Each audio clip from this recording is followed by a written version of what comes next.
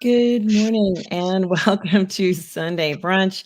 I'm your host, Artem, and of course, we have with us Russ Whitfield. How are you today, Russ? Oh, good, thanks. It's more like Sunday breakfast today, though, isn't it?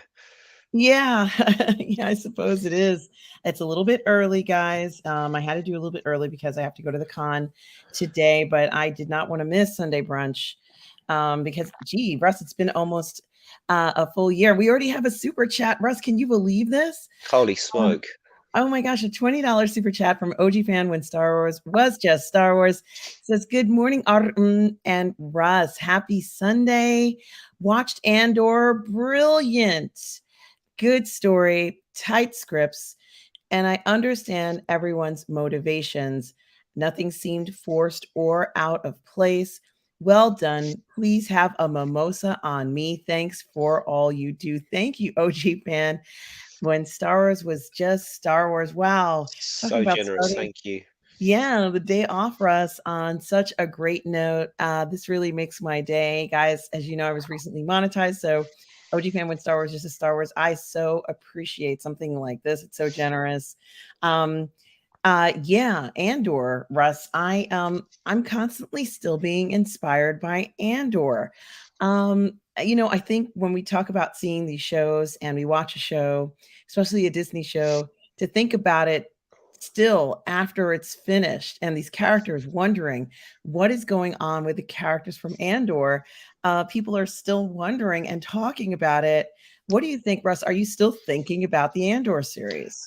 Yeah, I was talking about it last night. Funny enough, I was invited to a Christmas party.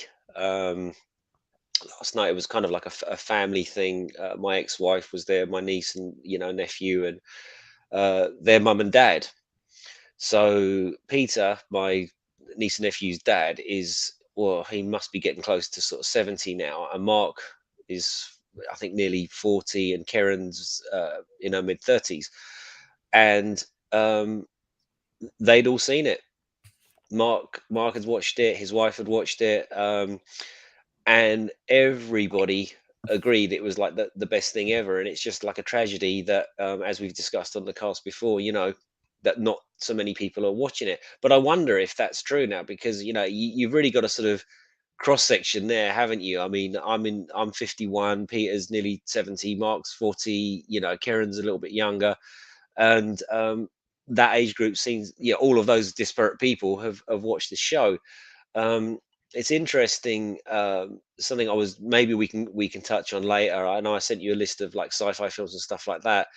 Um, I think, and it's going to sound really obvious, but the television format for things like Andor has really worked well. It's a show like House of the Dragon, I guess, that's got it right in terms of this many episodes, these little 3 to 4 episode arcs throughout the 12 episodes gives the characters a chance to breathe. And I think, as we've discussed before, and I don't know what OG Star Wars fan thinks about this, what I especially loved about this show, as I've said, like Deirdre's my favorite character by far. I think she's brilliant. But more than that, more than my fandom, it's the way that the Empire is portrayed in this show. Like, the Empire becomes a credible threat, and the Empire doesn't get out. The Imperials don't get out of bed, moustache twirling every morning, and cackling about how they're going to blow up Alderaan. No, these are just people that are desperate to do a good job, that they want to keep down an insurrection that they think is going to threaten the greater good. But yeah, they do use questionable means, but then all superpowers use questionable means. A lot of stuff has come out about how the Allies behaved in certain conflicts, recent conflicts in the Middle East and stuff like that, and certain techniques that they use to get information out of people.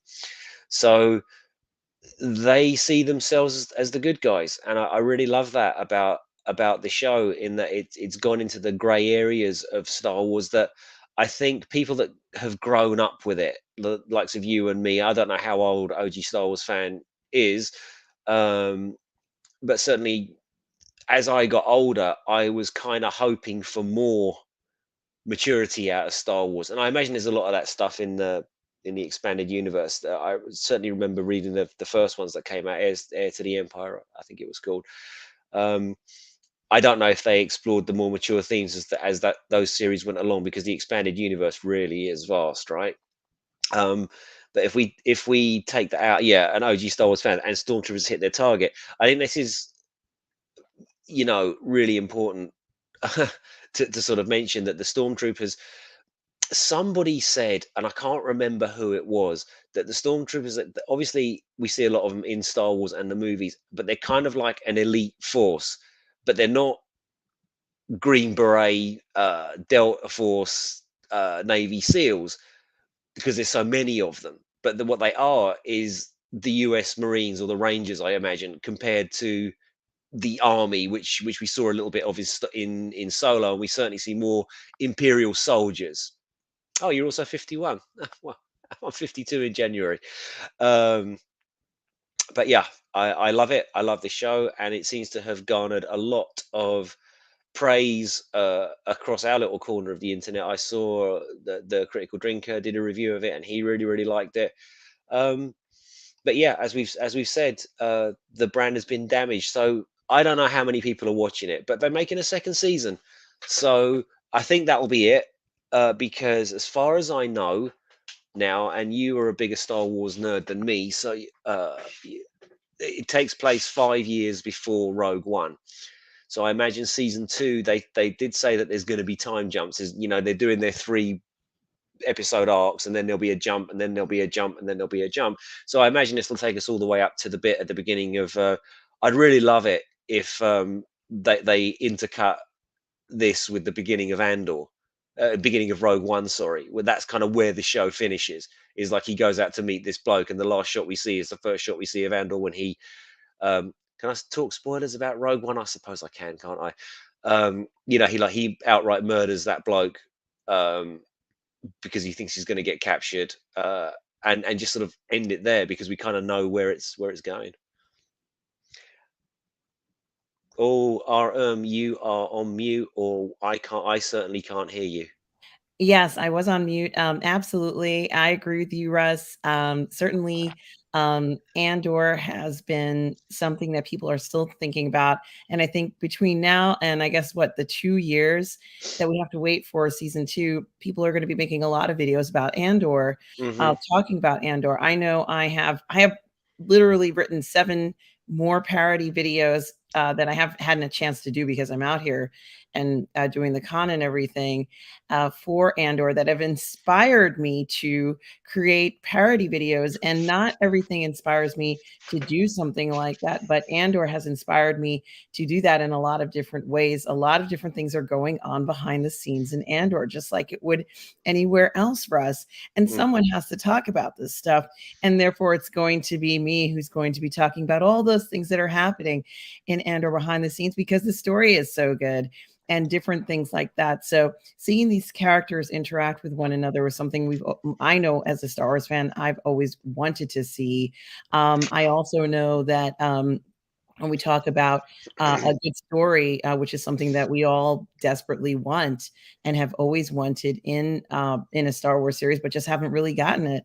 The Mandalorian is okay, as I said, it's okay, but it's not what on the same exact level, nor is it from the same approach that Andor is from. I think that Andor has a different type of sensibility about it, and the idea of understanding everybody's motivations, that's something that I can't say about The Mandalorian. I still don't know what the armorer's ultimate motivation is as to why they won't share information readily with Din Djarin. This is something that I've said multiple times. Why does she always keep him in the dark about everything? He was so ignorant when he went out there.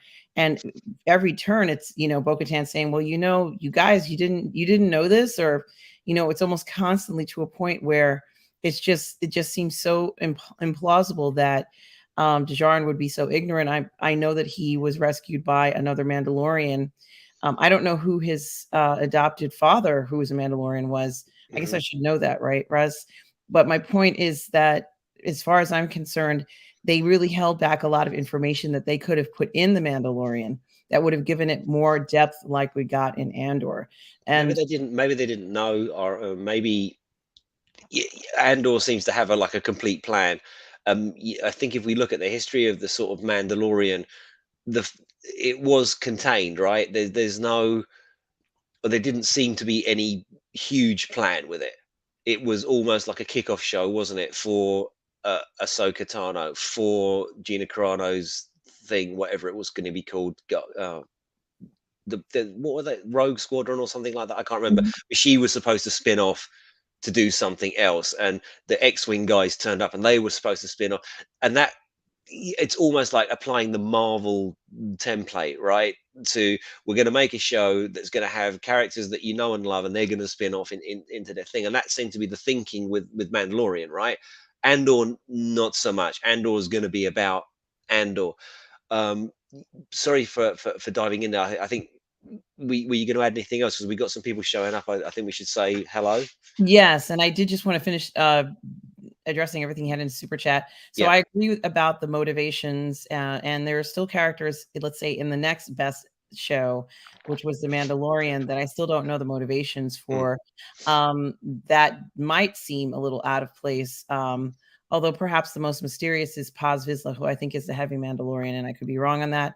mhm. But certainly something I still have a question about. Thank you for the generous super chat. We have one more super chat I want to just mention, Russ. And of course, that super chat is from Tom Jr. Jackson. Oh, Hello, yes. Tom. Tom says, good morning, Artem and Russ. Good to see you both again. Have fun at the con. Thank you. And say hi to not only your mom, but to Rob as well. Artem, have fun. Yes. Today I am going back to the con. It's the last day of the con, and Robert has his panel today. And the panel is this is a good question. What is Robert's panel? Robert's panel is called, well, I'm going to be attending it. It's going to be at 11 o'clock today. And the panel is called, why don't I have it in front of here? Because it's just the way it is. He's going to be on a panel talking about creativity.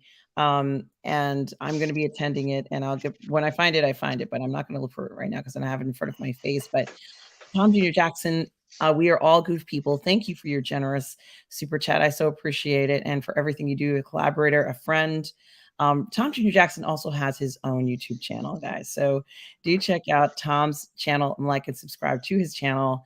It's a great channel. He does reviews and he also does Funko Pop poses on Instagram.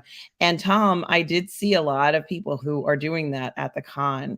So maybe you ought to set up a table, Tom, and make some prints of your Funko Pops, with the backgrounds. Someone was selling that, and people were buying it. So just so you know, and I do want to say good morning to everybody who is here.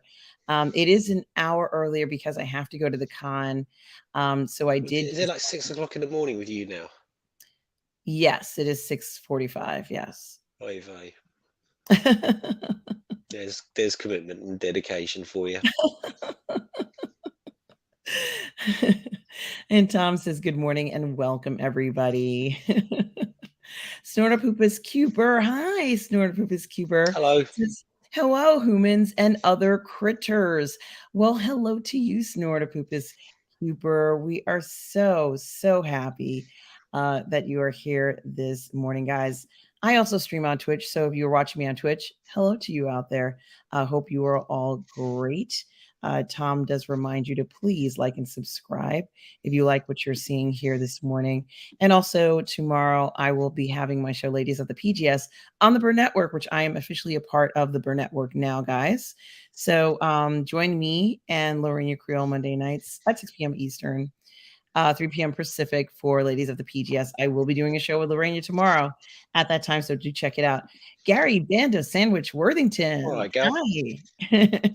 Yeah, he's put a football on. England are playing Senegal tonight in the World Cup. I was my second team went out last night, USA. I was supporting them, so it was kind of a tough watch watching them play England in probably the most boring game of football soccer I've ever seen in my life. Neither side didn't want to offend each other by winning the game, so they just played to this really boring draw. But I watched the game last night, a little bit of it, and it just seemed like and I've got no idea why. Like USA just ran out of ideas against Holland and didn't play the USA way. Um, and I think that might have had something to do with how Holland set themselves up. But I was disappointed that the Americans went out. To be honest with you, because in my dreams, I would love to have seen a USA versus Australia quarterfinal. Mm. The chances of Australia beating Argentina are low, but it would have been so brilliant to see not the usual suspects. Yes, in the Do, you- do, finals or the do you quarterfinals. know what I mean? Because it's nearly always, I mean, they've gone out, but it's the Germans, the Italians, the French, the Spanish. It's always them. and no one else ever gets. I think we got to look at in the last Euros, but I don't think many of our viewers would care about the Euros. But yeah, so England play tonight, so I'll be watching that, Gary, for sure. Excellent, guys. And for all you guys watching the World Cup, I hope you're enjoying these matches. And yeah, it's exciting. I didn't know America was eliminated. So yeah, I'm sorry, Russ. So yeah. Yeah. Gary Bando Sandwich also has his own YouTube channel. Hmm. So do check it out. I've watched a few of his videos. He goes to cons, I think. At least I hope I'm saying the right person. He goes to cons, so do check out that stuff. And Snorter Purposes says he waves a paw. Aw. Um, guys, let's see. Mario Lopez is here today. Hello, All right, Mario. Mario. Yeah, Portugal, they're still in, I think. Good to see you, Mario. Mario says, hello, everyone. Well, hello to you, Mario. I hope you are well this morning. Also, Renz Tolentino is here. All right, Renz. Good morning, Good Renz, to see you. guys. Renz certainly is a wonderful artist, and it's so good to see you, Renz. Guys, check out Renz Tolentino's artwork on Instagram. He's amazing, and so glad to see you here. Joe Tyson is here, says, good morning, afternoon, RM, Russ, and everyone. There's Joe. He's a fine figure of a man. Look at that avatar. That's great. It looks like a real picture, but I don't know. Yeah, I mean, avatar's the wrong word. His real picture. He's a handsome fella, rocking the beard. Absolutely. Retro Nerd Girl's here. Hello, Retro Nerd Girl. Hey, Retro. How are you? I hope you're good. Yeah, absolutely. She says, good morning, all. Hope you're having fun this week. Yes, I am having fun. I am at the con. I got a lot to talk about the con. Certainly, it's been a very busy week. So, yes, I am. And it's good to see you. Guys, check out Retro Nerd Girl's channel as well. Stubble McShave is here, everybody. All right, Stubble. Hi, Stubble. Stubble says, hi, gang. Well, hello, Stubble. It's good to see you this morning, as always. And we also have Kronos. Hi, Kronos. Have we seen Kronos before? I don't know. I don't Are know. you new, Kronos? I don't know. I don't recall. Forgive me if I don't recall. I love the picture there, as well. That's Maximilian, right? From the black hole, the evil robot. Yes, absolutely. Kronos says, hey, at Positive Fandom panel and chat. Hello. He says he's a newbie, so welcome. Thank you for tuning in. It's really very much appreciated. It is such a pleasure to have you here, Kronos. We do appreciate seeing you this morning. And Lorena Creole is here with us this morning. Hi, Lorena. How are you? It's so great to see you this morning. Yeah, I hope you are well. Guys, check out Lorena Creole's channel. You won't be disappointed. She has fantastic videos, interviews, reviews. She is an expert on the park. So if you're going to any of the parks, pretty much in the country, Lorena knows about it. And she streams live from the parks as well. Mhm. So do check out her channel. And I stream with Lorena on our show, Toxic Male Appreciation, which I hadn't done because I was out here, but I'm going to resume streaming with Lorena as well, everybody. So please do check out Lorena Creole's channel. And we also do our show, Ladies of the PGS, on the Burn Network on Mondays. So do check that out as well. It's great to see you, Lorena. I hope you are well this morning. Arne Asada, that's also looks like a new name, right, Russ? Yeah, I Um, think so. Yeah, Arne, hi.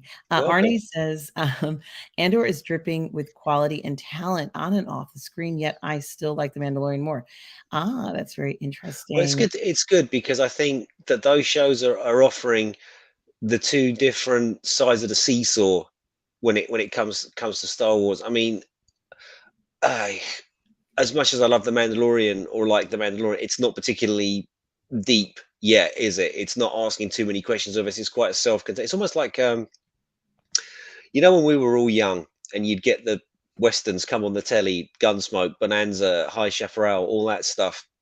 And it has very much that feel, doesn't it, of like the wandering gunslinger going from town to town and sorting stuff out Yes. week on week on week. And it's not asking too many questions of us just yet, to think about. Whereas I think Andor's a much deeper political show, and that's fine. So yeah, no, it's hey, on, take whatever you like is good. We're just happy that the royal we, I think the positive fandom we are just sort of happy these past few months that we've had such quality entertainment coming out. I mean, of course, there's the usual nonsense that none of us enjoy, but on the whole, that there's been a number of shows that have come through and some movies that have come through and some announcements that have come through that seem to be moving in the right direction. If we get to it, there was an article in the New York Post, I think it was, about all of this, but we'll get to that later. I think we should carry on with the intros. But welcome on, or Arne. Yes, welcome, RNA. It's so great to see you here. Certainly, they are two unique shows, and Mm. my favorite gunslinger was the Rifleman. It's not, I don't know if it's considered a gunslinger show, but yeah, he had a rifle, and I love that man who plays that in that TV series. I don't remember that one. I do remember the Bonanza and the High Chaparral, even though they weren't gunslinger shows per se, but Yeah, there were lots of them. Gunsmoke and what was Clint Eastwood? He was in one Rowdy Rawhide. Rawhide, yeah, all that stuff. They were great. Yeah, he Clint Eastwood, still looking to see if I can find it, but, in the beginning of Rawhide, he's like it's totally done for the female gaze because he's like he has no shirt on and he's like there's this barrel of water, because they don't have any running water out in the Mm. West, I guess, and he's gotta, like it's so hot out there, he's gotta cool himself off, so there's, like, this giant barrel of water, and he's just, like, dips himself in it, and I'm like, "This is totally done for the female watchers. No man cares about this part." Mhm. And he's like, like, and I'm like, "Oh, okay." They want us to watch the show really badly. The Rifleman had a guy by the name of Chuck Connors, Oh, um, Chuck and Connors. Yeah, yeah, yeah, yeah, yeah. and He in was old his when I was young though, Chuck Connors. I just remember, I can see him with his kind of like salt and pepper hair and all that stuff. yes, and he had the rifle, and he'd, like, wink at you, and I'm like, "I like this guy." Mm. So I like the Rifleman as well. Yeah, there was a lot different type of appeal, maybe more of a female gaze oriented show for us. So I enjoyed it. And thank you, Arne, for bringing that up. Lorena makes a good point here. And Lorena, I will hold you to this. We are going to watch Andor together. She says, I am not watching Andor unless Positive Fandom watches it with me, Lorena. You and I are going to watch that series together. And I want to hear all the tea that you have on it. If you do, every comment, it's going to be amazing. Kronos, I did just want to mention this, says, anyone see the end credit scene in the last episode of I actually turned it off and then I found out that there was an end credit scene. I had to go back and watch it. This is the bit with the spiders, right? Yeah, and of course, we knew, and Russ, you said it was dramatic irony all along, Hmm. that of course Andor would be building the weapons element, the weapons component of the Death Star that would ultimately kill him. And of course, that is incredibly tragic. It just it just Wasn't really bothers a hot me. take though. I think most people sort of guessed that that's what they were doing. But yeah. Absolutely. And guys, check out Lorena's channel here for theme parks and more, guys. Certainly do check it out. Hello, Dino Dinosaur is here. Hi, how are you? It says morning, Autumn and Russ. YouTuber spotted that the London Barbican was used in a and all occasion shop. Probably. I haven't been to the Barbican. Oh God. for many, many, many years. So if it happened, I missed it. But I take you at your word, Dino. I imagine so because it was all shot here. So yeah, No, thank I you. I Thanks for pointing that out, man. I do want to mention Dino Dinosaur, that you make a really good point about this because people are talking about how fantastic Andor looks.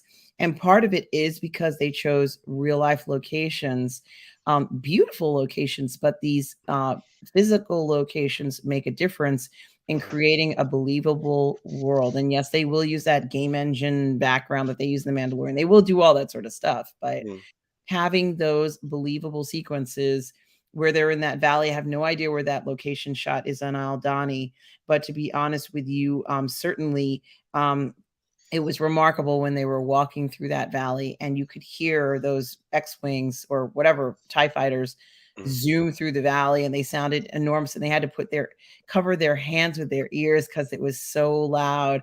And you know, those guys were doing a flyby to bother the people on the Yeah, ground. they were, but this show, like I said, like I keep saying, it just brought the threat back to the Empire. Like TIE fighters in traditional Star Wars or OG Star Wars, whichever way whatever we want to call it, the TIE fighters are just there to be blown up. Stormtroopers are just there to be shot. And nobody thinks twice about it. And this show has just turned that all on its head. Like the Stormtroopers are badass. Like the Empire is scary and efficient and TIE fighters are a thing that if you were walking along in the field and they come and buzz you, it would be like it be an F-35 or something coming along and buzzing you. You'd shit yourself, wouldn't you? You would. I'd be terrified. And it was amazing to see it. And they could hear it, before it got there. Like, wait, what's that noise? Get down, everybody, get down. Like, I'm like, yes, yes. Like it was cool. Mhm. So agreed. Thank you, Dino Dinosaur, for pointing out those location shots for us. I wonder if it's Um, Dino or Dino. I'm going Dino. all right, Dino Well, Dinosaur. I don't know. You could be right. And Gary Bender Sandwich Worthington says, "I bet R&B talks Star Trek at the con today." Well, I know he's doing something. This is the what he's doing. It's called "Where Do the Big Ideas Come From?" hmm And Why don't you read that out? What does it say, or is it just a list of names? it is a list of names Okay. about the people who are going to be there. I cannot pronounce this man's name. Mhm, It's Nmon Ford from Universal Music Group. mhm. Robert, obviously, is going to be there. Stephen Ashley Blake of Steal Away, director of photography, Tales from the Crypt, cinematographer, Millennium Chorus, The Greatest Story Ever Oh, Sung. sweet.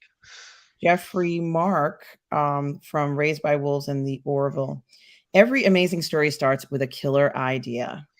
But where do these ideas come from? Tolkien had Gaelic folklore for Lord of the Rings. Herbert had Danish feudalism for Dune. And Lucas had Asian and Middle Eastern religions for Star Wars. But how did they make primeval concepts work in a modern world? Better yet, how do you take a modern narrative and make it timeless? John Ford, Join Ford, I can't remember, I can't pronounce this man's first name. Mhm. Nmon. Namon? Like Yeah. Namor? I've never seen a name like that, but that's fine. Join them, everybody, and a group of film and storytelling wizards as we explore time and space literally to answer the big question about where great story ideas come from. Yeah, it's interesting. Maybe we can touch on that later on. I've read a really brilliant book on screenwriting called "Save the Cat" by a guy called Blake Snyder, who I think Robert knows, and it talks a lot about these ideas, but um, what resonates with people are sort of primal things, whether that's revenge or sex or love or something like that that drives a character. Those sort of things are quite universal. Or in the case of, let's say, Star Wars, the sort of fight for freedom against oppression, because people will always fight for freedom against authoritarianism. It's just the way of the world, right? Eventually, sooner or later, the authoritarians go too far and people push back. And this chap Blake Snyder seemed to think that was, really one of the most important things. It doesn't have to be that, but they seem to resonate with the widest people, so with the widest spread of people. But yeah, we still have more people here, our own, like Excuse me, we Bifer. do. You're right, Russ. Thank you for letting us know that because Save the Cat might be one of the most famous screenwriting books and now software on earth, actually. So many people know it, and I certainly have a copy somewhere, and they have a software that you can use that's Really? called Save the Cat. Yeah. Hmm. So it's used by probably millions of people and very well known and log lines and things like that. So, certainly helpful. It's very helpful and great to know that information. Byfor the Hobbit is here. Hi, Byfor.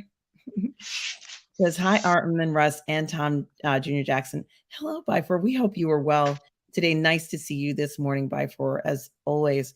Stubble says it could have benefited Andor to have 4 2-hour movies and have them released every 2 to 3 weeks.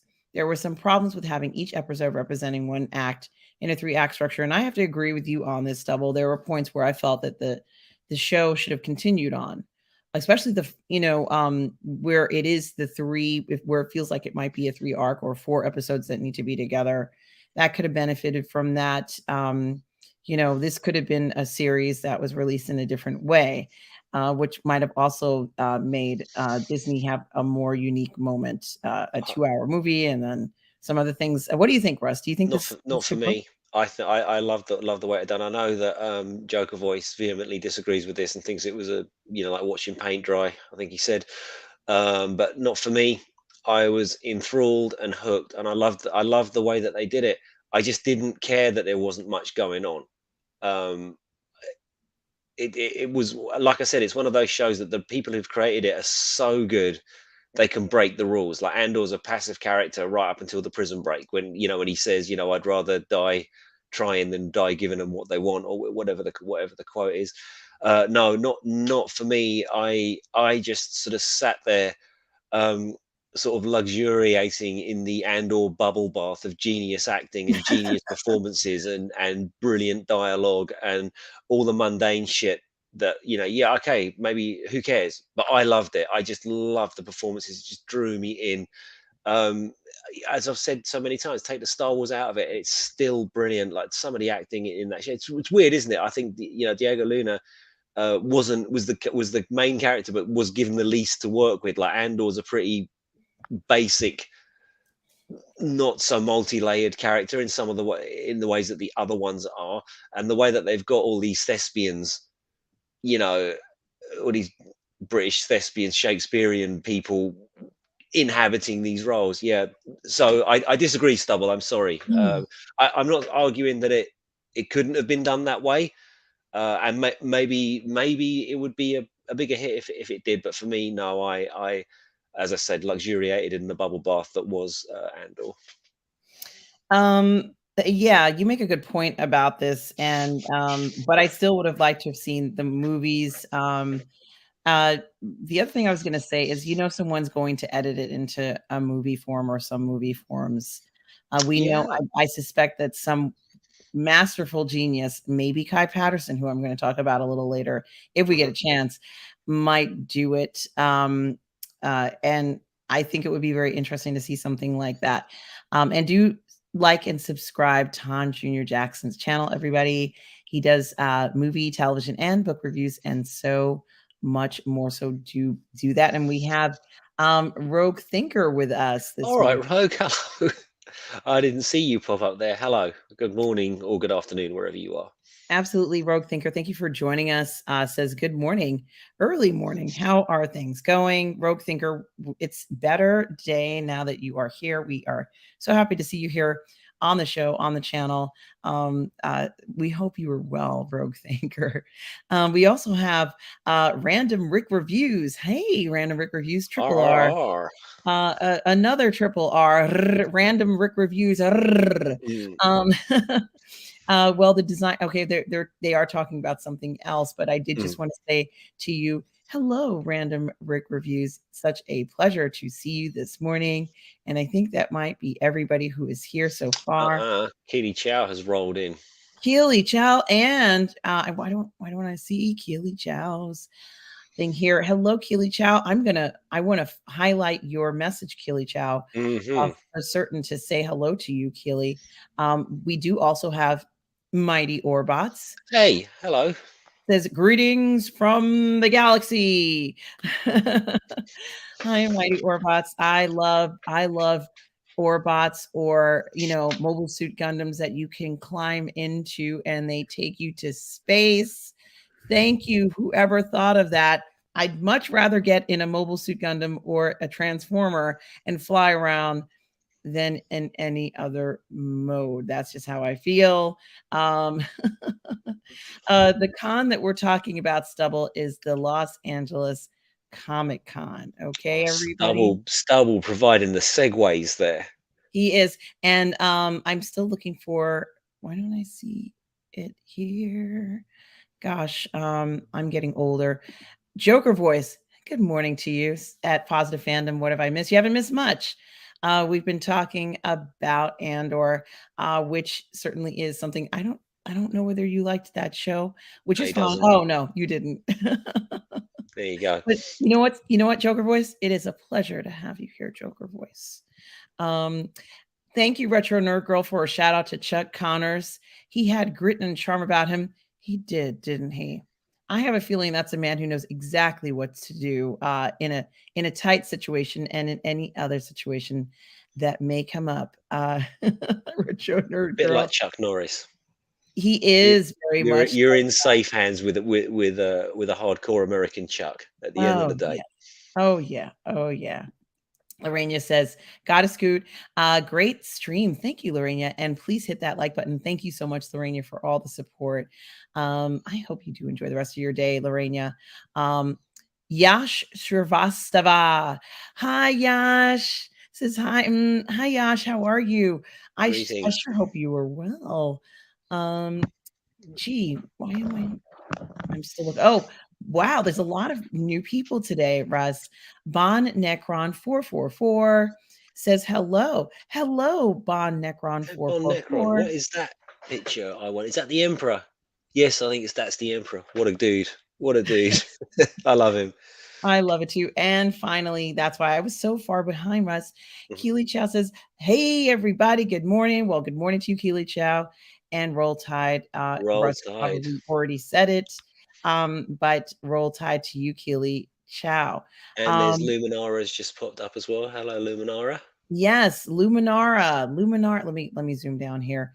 Um, let's see. Luminara 843. Such a lovely lady. Luminara 843. Such a pleasure to see you guys. Luminara is a 1/6 scale collector. She also does figure flexes. Do check out Luminara on YouTube, everybody. She is such a genuinely warm lady. So nice to see Talking you of, this talking of morning. genuine, so we have got Joe Tyson who said earlier on, "Hey, that's really me in that picture because he's a fine figure of a man," and Bon Necron saying that's actually him in the picture, but he sort of put some special effects on it and Star Wars it up. So yeah, cool stuff. We got real Very live ones here. creative, very creative. I love that. I love that you guys are enjoying doing stuff like that. We love it. Hmm. And we're glad you all are here. Holy hand grenades. Hi, holy hand grenades. Hey, It's good to see you. And I do have to follow that up with heavy hands, holy hand grenades. Certainly nice to see you here. I want to make sure I didn't miss anybody. I think I got everyone so far. You all are so wonderful for being here this morning. I do appreciate all of you being here and taking the time to stop by here on this morning. I'm going to read it. I'm reading it, Joker voice. Andor was bad. And what does Lucasfilm have next to give us? An even worse show, Willow. have you seen Willow? And I've not seen the new Willow. No, I haven't. Have No, you? no, I haven't. I didn't even know it was out yet. But I heard, I think it was on Mr. H reviews, and I didn't listen to the whole thing because it was late. I was going out. I was going out to the yes, indeed they are Kronos. I was going out to party last night, but apparently it's not receiving the greatest of reviews from the fans. I think the critics, of course, love it. You know, like a 100% score on Rotten Tomatoes or whatever. But the fans, yeah, what is it? I think it's in the 30s. It's in the mid 30s. from the Oh, fans, wow, that's from not the great at audience all. review. Yeah. Maybe we could, pull it up and see, what it's about, but, random Rick reviews, I can't help myself. I know that's not how you say it, random Rick, but I'm sorry. We have your link in the chat, guys, so go ahead and check out random Rick reviews, and see what reviews are there on his channel. I've never been to your channel, random Rick, and we will be checking that out at some Hmm. point. Tom Jr. Jackson says also check out Tom Jr. Jackson's channel. He's got his latest review on 1980s Flash Gordon. Certainly a classic, certainly has gotten a lot of attention, that Flash Gordon. So do please check that out. Um, and it's really funny. Oh, and Tom Jr. Jackson also has an Instagram channel here. I do want to mention this here. Please check out Tom Jr. Jackson's Instagram channel as well. If you like Funko Pops and seeing them in some very interesting backgrounds, as well as Renz Tolentino's Instagram. Yeah, there's Um, some sick stuff on there, man. some ultra realistic pictures of your favorite characters, pretty much in all of fandom, not just Star Wars or Star Trek, but everything. So Renz is incredibly talented. Check it out. Joker Voice also has a channel. Hmm. You check out Joker Voice's channel. I have checked out Joker Voice's channel. Guys, certainly do check out his reviews. And Joker Yeah, Voice is here with us today. Yes, I'm go ahead. not sure we can comment on Willow, but I'm just seeing as you're in the background catching up. I can see the live ones. And pretty much everyone's saying it's really bad. So I don't know. Maybe it's one we'll skip. I don't know. Yeah, and Joker Voice makes a good comment about Andor that many people have shared that take the Imperial references and its generic espionage, bank heist, prison break show. It's just not Star Wars. A lot of people have said that about Yeah, Andor. you see, I think this is just what Star Wars needed. I think it is Star Wars. I think it's the best Star Wars I've seen since Empire. And I know that's a big call, right? But hey, look, Joker Voice is what you like. Mhm. Clearly, you think this is a boring pile of poo, and I get it. I can sort of see why. It's certainly not the swashbuckling, swinging across chasms, lightsabery Star Wars that we all know and love. But as I've said before, for me, it's really what I've been craving. It's like a pint of Carlsberg in the desert. It's just I was drinking down Andor with my fingers curled. And OG fan, when Star Wars was just Star Wars, says in regards to the length of the time of the episodes, I think from what Seville was saying, he says that's why I only watched after all the episodes are released, so I can consume them how I like. Mm. And of course, one way out, I think, was the One way prison out. break scene. Way out. Yeah. As I had said, they went from Cool Hand Luke. Andor went from Cool Hand Luke to The Great Escape. But what was interesting about a lot of this, I'm losing my train of thought here. Oh yes, has to do with Andor himself. And Russ, you talked about Andor, the character Diego Luna, what he had to work with, and for me, he was total eye candy. I can watch Diego Luna all day long, doing his machinations, hustling. He's like hustling, got to figure out what to do. Like, oh my gosh, I have to, have my wits about me. I could watch that man do that 24/7. If they had a Diego Luna cam, I'd be watching it. But I also do want to say that when we did get that, what I'd like to call the Marva soliloquy, Mm. I started to wonder how exactly or how long has it been that Andor had been exposed to the rebels, and because Marva's the woman who raised him. And if she felt this way, she didn't just come up with this idea yesterday. I have a feeling that she's been telling him about being a rebel for a long time, but he didn't want to have anything to do with it. What do you think, Russ? What do you think about that I'm idea? not sure. I'm not convinced that she was, or maybe she was when she was younger. But I'm not convinced she was an active uh, rebel. It's almost like Marvel was an activist that had a lot to say about things and was protesting things and all that kind of stuff. That's what it struck me as. I could be completely wrong, and maybe there's comics and things that explain it. But I always thought she was like an activist that hated the system, but ultimately, and was railing against it, and perhaps did some illegal stuff, nicking their stuff when she was young. But certainly, the rebellion or being a rebel, I don't really think was a thing at that stage, was it? At this stage, we've got different factions that are anti-empire that y- are blowing shit up and attacking stormtroopers and causing riots, but there's no real rebellion just yet. Yeah, excuse me. It is something to think about. I had lost my voice earlier in the week, and it's just coming back now, but so I apologize. Yeah, I don't know, but I just thought it was really interesting because the reason why I'm saying that I'm not saying you're incorrect, but I'm pointing it out only because even Luthen commented in the show that 15 years ago he had an equation and he realized what would happen. Maybe he's one of these strategists who says, I can see what's happening. And I know that let's say one of these senators is going to try and take over by force or whatever. So Hmm. he could see the writing on the wall. Um, Saw Gerrera clearly knows what's been going on for a long time too. There are some people in the Star Wars universe. When I say people, I mean characters who realize that this machination, this scheming has been going on for quite some time.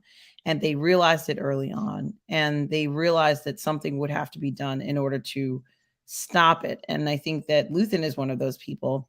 But I also think Martha might have been one of those people. And that intention, perhaps, or the knowledge that she may be involved in some things that were going on that shouldn't have been going on, or been aware of machinations like this is pretty relevant in the sense of, for me at least, trying to figure out when exactly was Andor first introduced to the idea of having rebel thoughts. So I didn't There's a want comic Andor. right there. Then our Marva's War. You can see it now. Imagine when she Yeah. was younger, blowing shit up, causing trouble. Yes, thank you, Russ, for saying that. That's exactly it. Yes. Um, that's exactly what I was thinking. Like she was a young, because we saw she was a scavenger when she found him. He couldn't have been more than what, 7 or 10 years old. How old was that boy I when she, don't know, maybe 10. maybe he was 10? And how old is Diego Luna supposed to be in this story? Do you think, Russ? I'm gonna go mid-30s. Okay. So, could be around the same time that she picked him up, and started to take care of him as her own son, that, she was kind of made aware of what was going on. And, certainly his planet had been ravaged.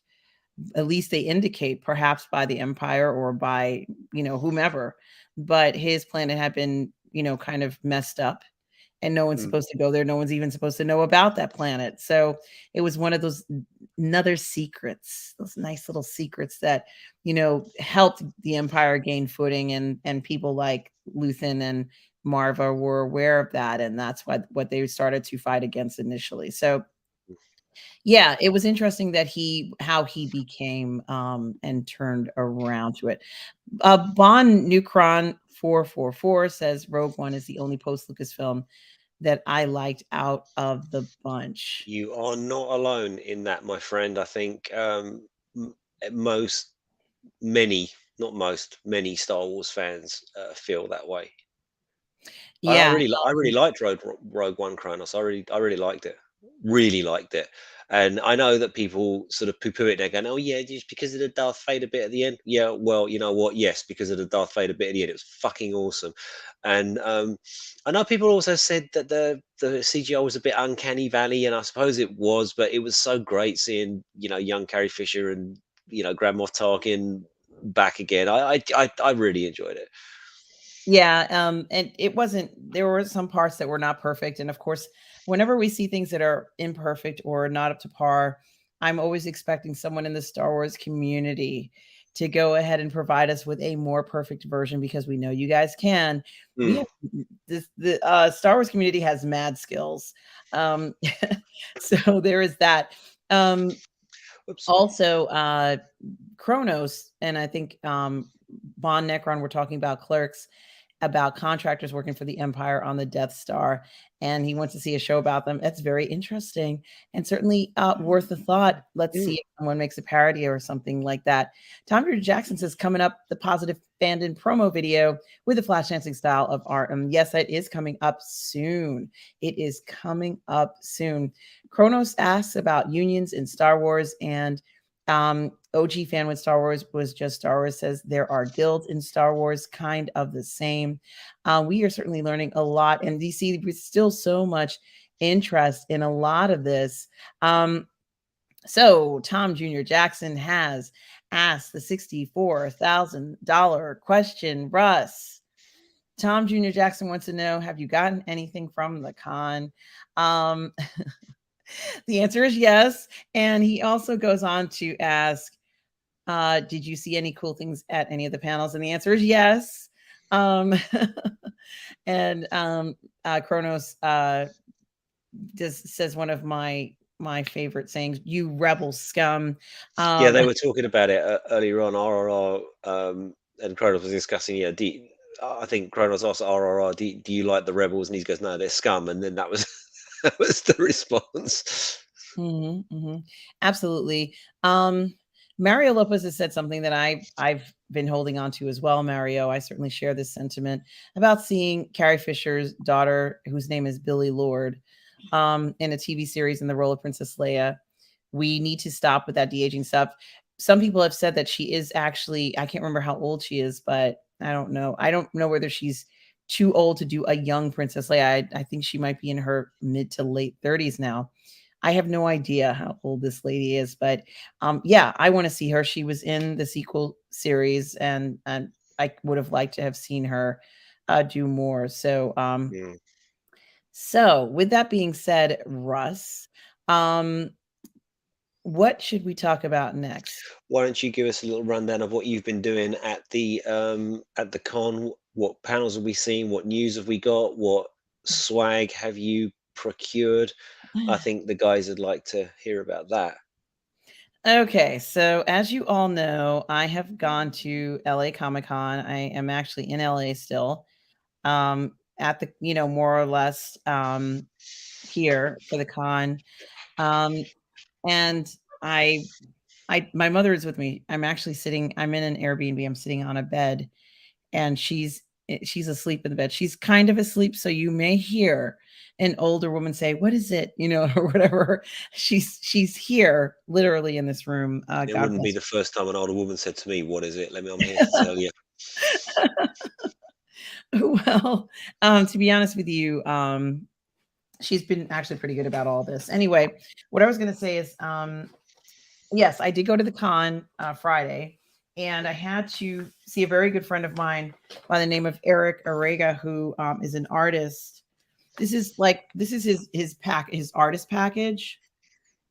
Sweet. Yeah, it's he's a great artist. His name is Eric Arega. He lives in San Diego, and I'm friends with him. I was actually friends with him before I knew he was an artist. So there is that. But he's very talented. He's the first booth that I went to on the floor in Artist Alley, which I, of course, went through everything in Artist Alley. I went the entire floor in Artist Alley to see all the artists and to see what work was there. And Eric had some artwork which I didn't know he had done. So I got to show it to you. It shouldn't be too much of a surprise. In addition to his artist package, I also got this picture of Grogu. God, why did you get a picture of Grogu? You of all people, I just can't imagine why you did that, Aaron. It is a great picture, though. So this is Eric's picture of Grogu, and of course, you guys know I am a Grogu super fan. Um, Here you can see him. He's just looking up with his little hand and discovering the world. He's so sweet, isn't he, a little sweetheart? Just discovering the world. He's so happy just to be alive. It's just so great to see Grogu. So, but it was also great to see Eric. So, if any of you are in Los Angeles right now and you are going to the con, do check out Eric's booth. I think it's booth B40. So there is that. And it was great to see him. I also picked up a few more pieces of Grogu artwork from a booth called Aiken's chibi art. And from that booth, I picked up it's like a 3D sticker. So when you turn it one way, it's Yeah, drinking yeah, bone broth and then a cookie. So sweet.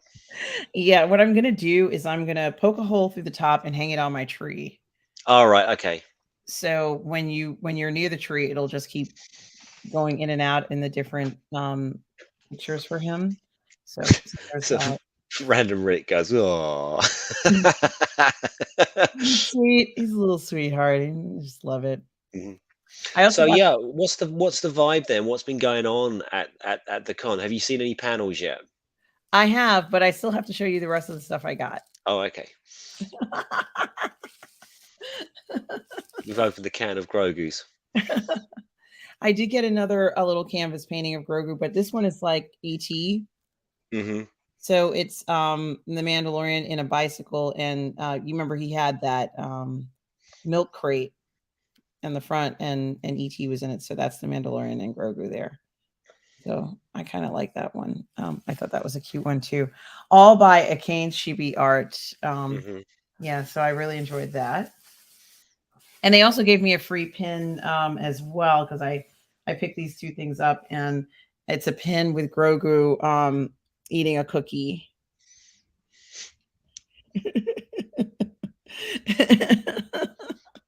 Okay, but wait, there's more. So I really like those. Then as I was walking through the halls of Comic Con here in LA, I came across another artist, but he must have read my mind because I was kind of looking at his books. Dario Bava, I think is the guy's name. I could be wrong on the name, but he makes sexploitation comics. So there is that.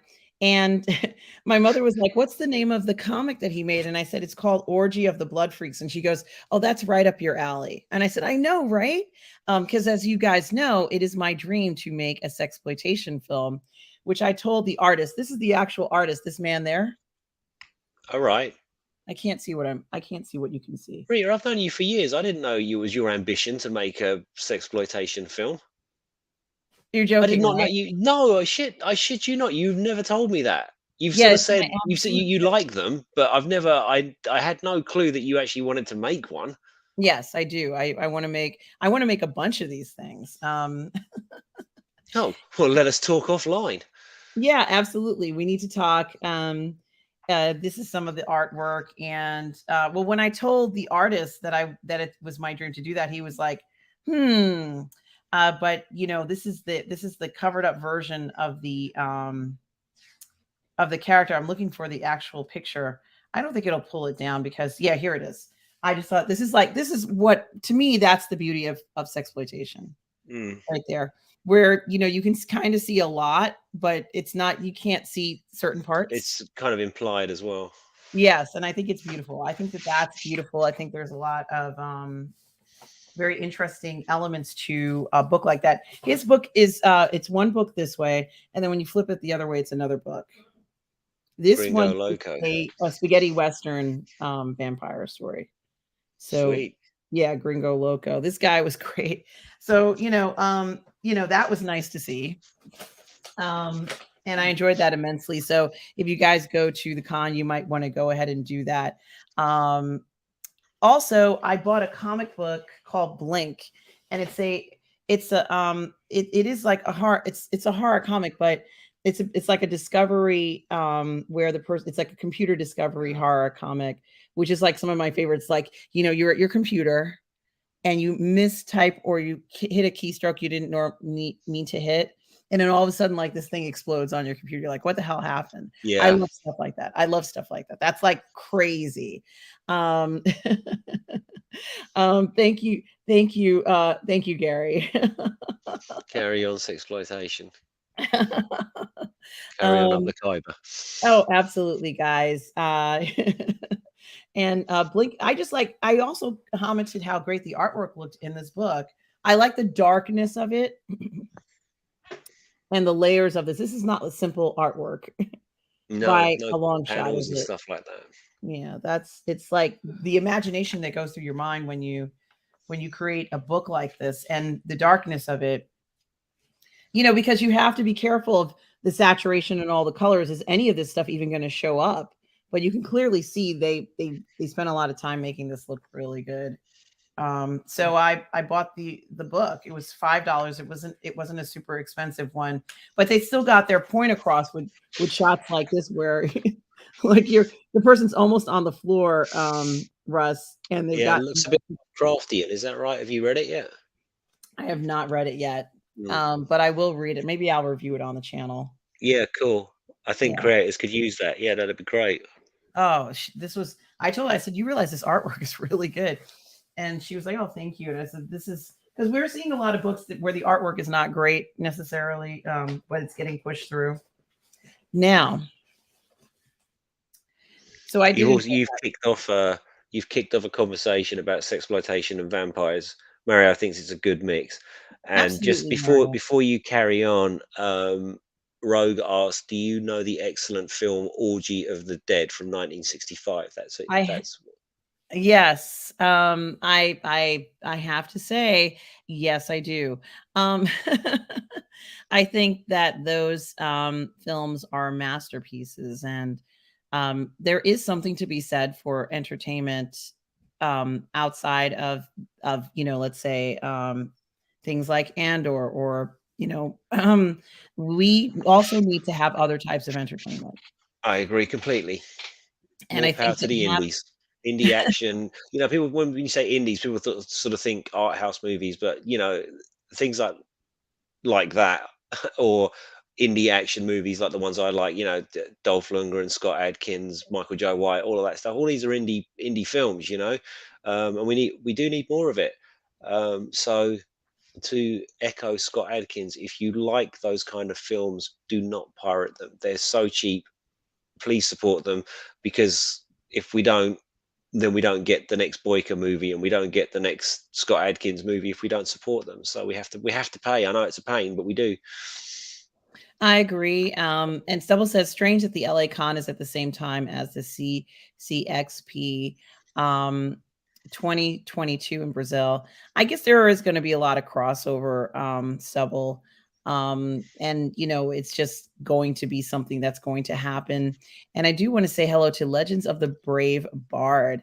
Says, hello, fans and stands. The Brave Bard loves you all. Well, we love you, the Brave Bard. Welcome to Sunday Brunch. Hello. And I'm just going to pause to play my promo and come back to show you some of the other things that I did get at the con. So here we go.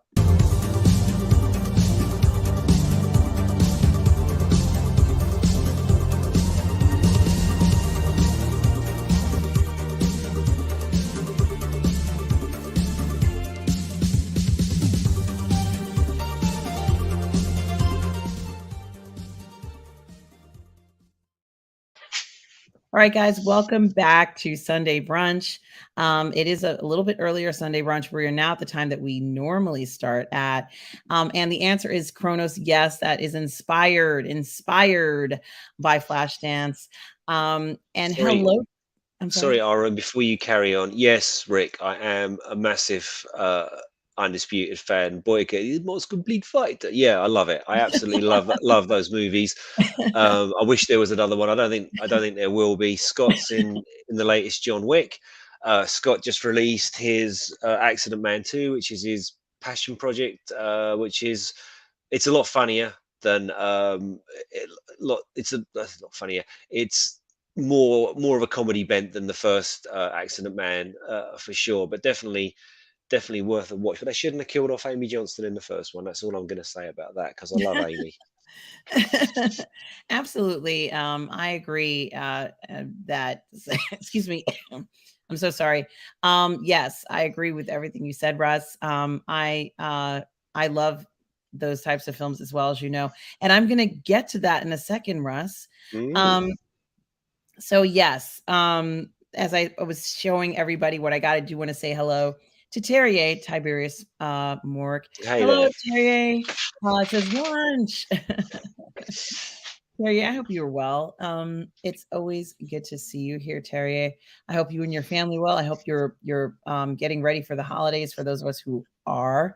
Hope all is well with you. So nice to see you. And of course, you and Random Rick Reviews are talking about that early. Okay, yeah, undisputed.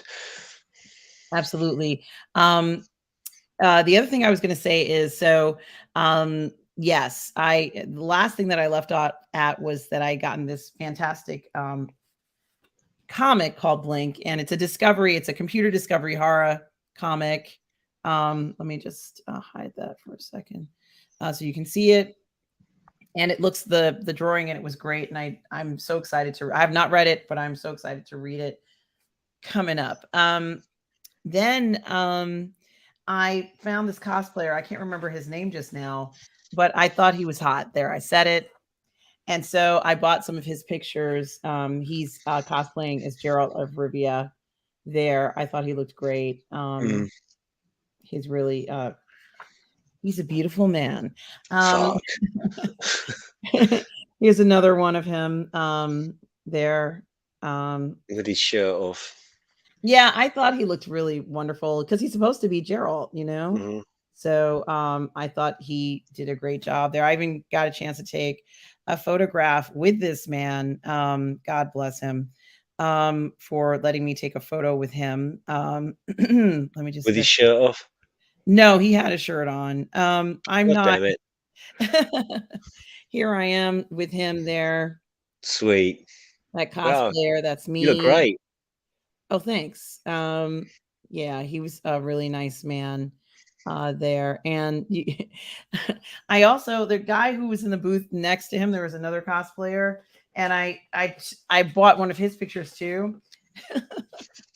This is his picture. And I Wait, swear to Vay. God, the outfit he was wearing looks just like this. God, with his little winky pouch.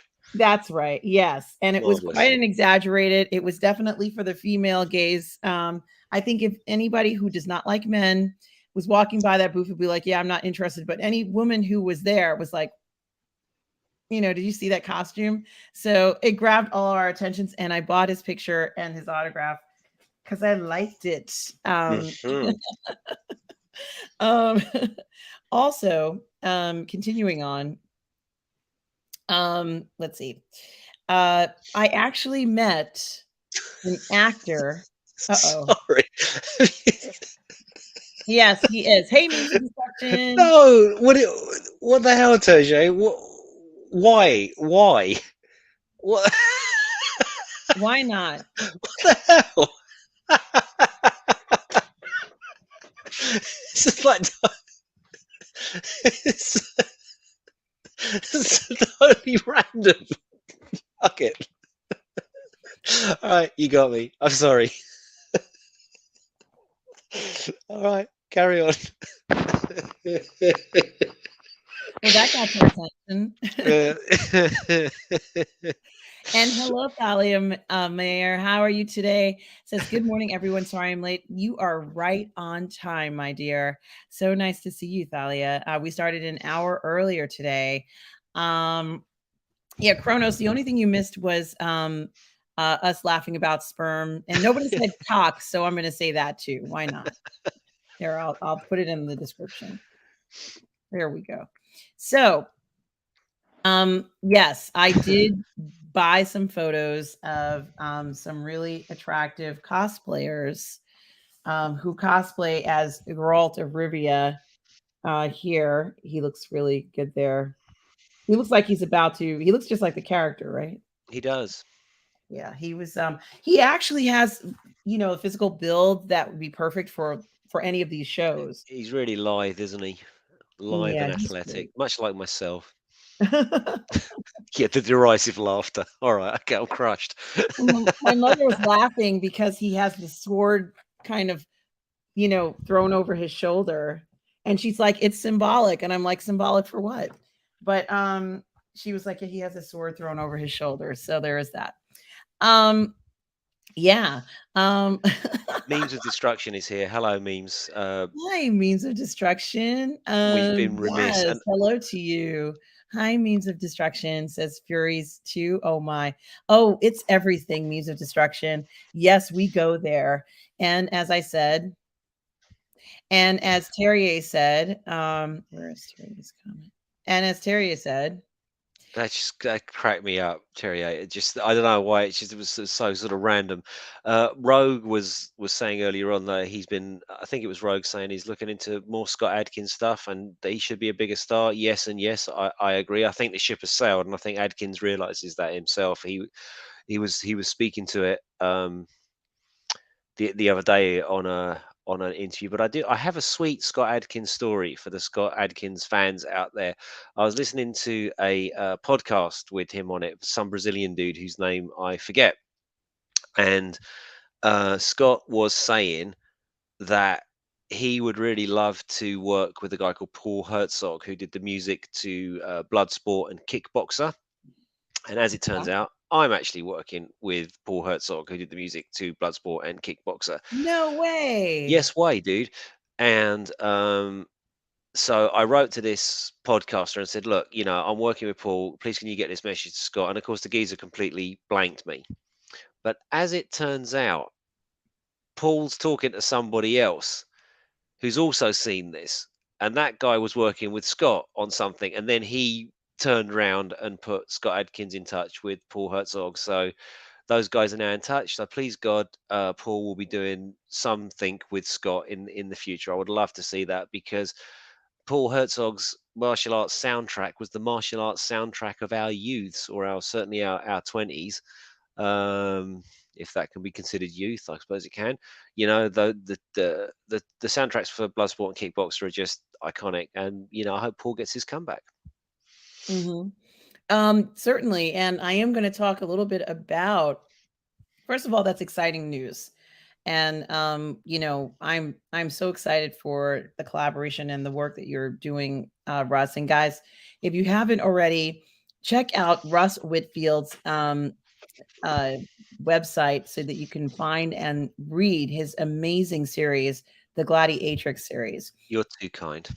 It is in the description of the video. So do check that out. And certainly, we certainly do want to see more of your work, Russ. And I have a feeling that we are going to see more of your work pretty soon. Um, I hope so. Things are in progress at the moment, but it just seems that it's always like two steps forward, one step back. Just when you think things are about to drop, then something happens. Like we had a guy who's financed half this movie, had another guy come on board, finance the other half the movie. No, he doesn't want the director, so then there's legalities over that. And then we go over that hurdle and everybody's agreed the way forward. And then the guy who didn't want the director says, no, I don't want to do the project anymore. And it's like, oh, great. So then you're two steps forward, one step back. But now we're talking to somebody else, and it seems quite positive. So you'll hear it here first if anything happens. I don't know who France are playing, Gary, by the way. But yeah, well, thank you, Artem. um, we have a lot more to talk about in regards to that. I do want to mention that thank you for keeping us updated on what's going on in regards to that, Russ. It is exciting to see the work you're doing, and we are all have our fingers crossed that things do happen and go your way. Me too. Um, Tom Jr. Jackson says all we need now is Rob to show up and talk about fucking this early in the morning. Yeah, I'm fine with that. the cunning linguist, Robert Meyer Burnett. I'm fine with that. We need to get him a shirt that says "cunning linguist," or You totally somebody do. please, You should totally do that. somebody please make a shirt, like a picture of him as a. Well, maybe you shouldn't, but yeah, he needs to have a shirt that says "cunning linguist." Um, also, what I was going to say is yes, it is true that I purchased these pictures of these cosplayers, and why not, when this is why we're there. This is the whole fantasy of it all. Mm. That's why we're there. We want to see stuff like this. And they have said, according to what um analysts are saying, that men like to also see muscular men. Like, this is the truth, right, Russ? Um, only if you want to feel like shit about yourself. No, absolutely. We all grew up watching that stuff. It's funny, we were just talking about, Bloodsport, right? And Kickboxer, and Jean-Claude Van Damme spends his entire time running around those movies in a pair of shorts and doing the splits with his massive ball bag hanging out of his tighty whiteys. And you had Arnold Schwarzenegger shirtless in Commando, and you had Rambo taking his shirt off, and Rocky. Yeah. Why the hell not? But the thing is, as well, on the cons, I've never been to a con, but I do know that there's also insanely hot chicks walking around dressed up as these characters, and sometimes the outfits are quite revealing. So I think it goes sort of both ways, doesn't it? Really. It does. There's eye candy for everyone. Women like to see attractive women. We love to see that. Hmm. So, in general, women do want to see that. We don't want to see a situation where there isn't both represented, especially heterosexual women. Um, but I feel I just want to make sure I just want to make sure I get to this. Hmm. Uh, what I was going to say is, the other thing that I got was, or at least, or maybe I should just talk about it. I ran across the guys who do a martial arts podcast. And I didn't even know they did this martial arts podcast, but it was very funny. When I went Sorry, are to, they British? These two guys? they are, I don't think they are. Okay. Um, but what I was going to say is that they have a booth at the con, Hmm. and I didn't even know that their podcast existed. But I started to talk to them, of course, about, um, drive-in theater in the 1980s and watching those movies for so many years, maybe 3 or 4 years. Every Saturday, it would come on, and you would just be watching these martial arts films, um, and how much fun that was, and, just kind of talking about the different things going on there. And I hope I can find, um, their page. I didn't necessarily have it handy, but these guys are fantastic. And I just thought how much fun it is to go to a con like this. And of course, the thing that you always want to find are people who are like-minded like you. Mm. And of course, that's what I found. The guys from the Arts podcast were there. They have a booth right there in Comic Con, and they're trying to get more people to listen to their podcast. So maybe I can find it here if I look up martial arts. Okay. I'll just address a few chats while you're looking at that. So Gary says, Scott loving Russ and hot body loving our room. Great host. Thank you very much. Rogue says, I'd rather see a manly, muscular guy than some schlubby dad bod dude. I'm sorry, I'll get the fuck off the camera as soon as I possibly can, Rogue. I have my apologies. Uh, Memes of Destruction says, Russ, don't forget the shirtless debauchery of the Gaydon Menace. I don't remember any shirtless debauchery in the Gaydon Menace. I'm not going to lie. Oh, Trey Hopper the third is here. So where's the food? Okay. Trey Jitsu. Yeah, he's getting in on it. Bon Necron says, I remember going to Cinema 123 on Fremont Street in Vegas on Saturdays to watch back-to-back martial arts movies. Yeah, we didn't really have that, and the censors here were, or the cinemas here were much stricter, so we weren't really allowed in to watch any of this stuff. So all of our martial arts education was all done on VHS. And I Yes. remember when the VHS boom first started, and you'd go down because they didn't even have blockbusters here for the longest time. So most video shops were the sort of like the post office at the top of the road, and then they got bigger and bigger and bigger, and you did not half find some shit in there. But the covers looked excellent. What's this called? The Marsh? Oh, you've Oops. clicked off it. You clicked off it. No, I'm gonna go back. And I was always remember that one that I'd love to see again. What's this one called? Japanese Cinema Martial Arts Mania Podcast. Okay, let me write that Yes. down. I'm so sorry. I had the page done correctly, and then I clicked on something, and then it went to something. But those guys are wonderful. They are a lot of fun. And it was great to talk to them. And like I said, those are the types of things that you're going to the con for, because when you're at the con, you want to go ahead and speak to other people who like things that you like. And of course, as you are all aware, we love martial arts here. It was fun. It was fun to kind of like hear some of their topics that they were discussing just this week. Chuck Japanese Norris, cinema, An Eye for an Eye. That's a good. That's an old film. Jesus. Australian cinema, Under the Gun.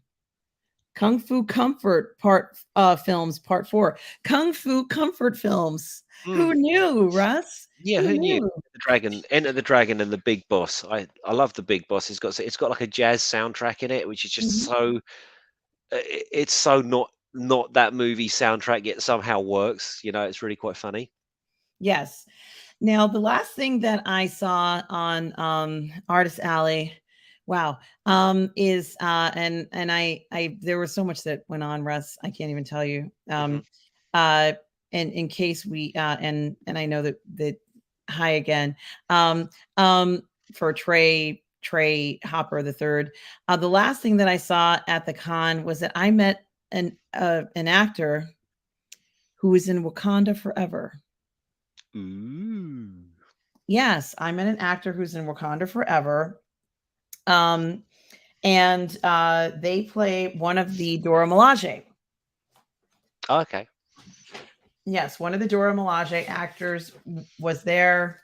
And the actor's name, she was also in Falcon and the Winter Soldier. So, As the same character, or as a as different the same character? character, her name is Noble, Hmm. and her name is Janisha Adams Ginyard. Oh, Janisha looks pretty fierce. I'm not going to lie. I wouldn't spill her beer. Pull out just a bit so you can see the whole picture. Yeah, she looks great, and you got it signed. Awesome. I got it signed. I spoke to her for quite some time. My mom spoke to her for about 30 Hmm. minutes. Oh wow. Yeah, mom was enjoying herself. This woman is amazing. She's an amazing actress.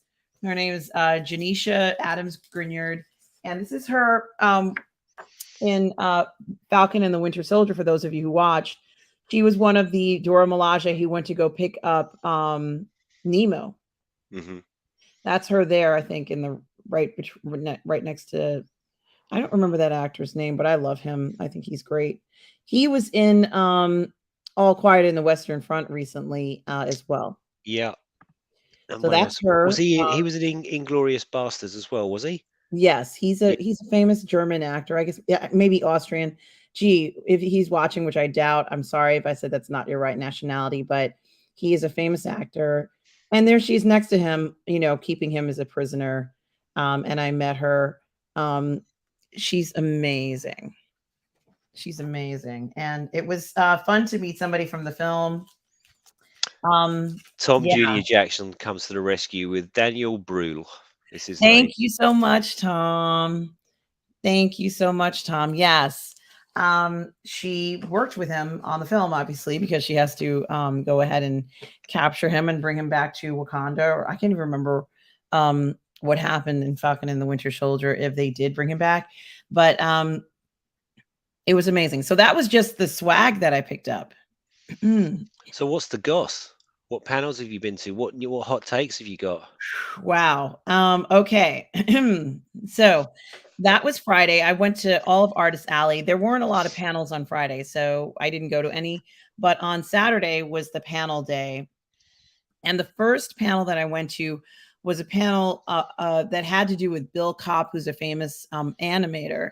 Hmm. And he has a new animated series called Dumb Bunny and Jackass, which he made in the Adobe Creators Animator Creators program.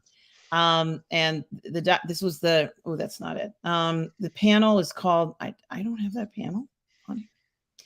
I thought I did that, but anyway, the point is that it was a great panel because the panel was about how he made it and used this new program on Adobe called I think it's called Creator Animator or something. Hmm. And I got a chance to take a picture with Bill Kopp.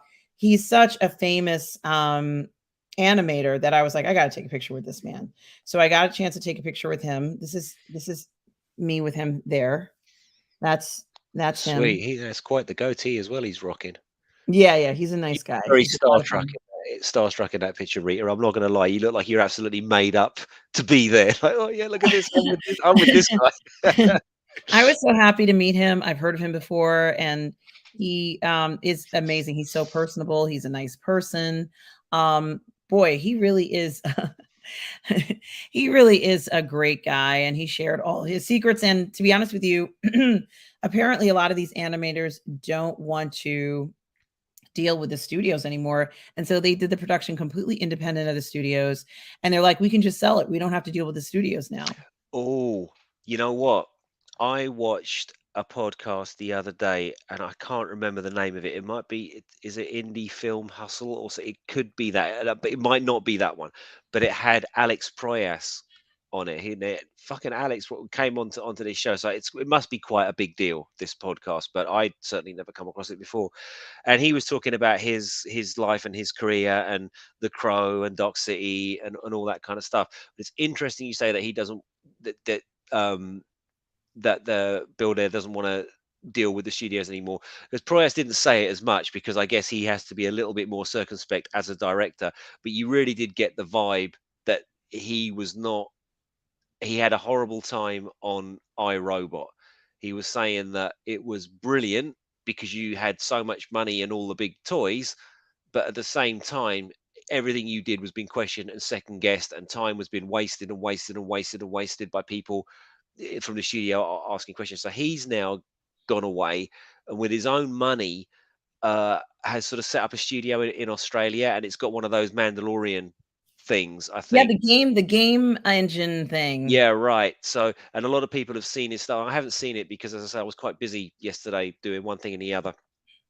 Um, and yeah, he's released some stuff, and people said it, kind of looks like Dark City, and the director was like, well, yeah, that's kind of the point. But so he's hoping to give filmmakers a chance, and I think you're going to see more and more of this springing up. So yeah, more power to them.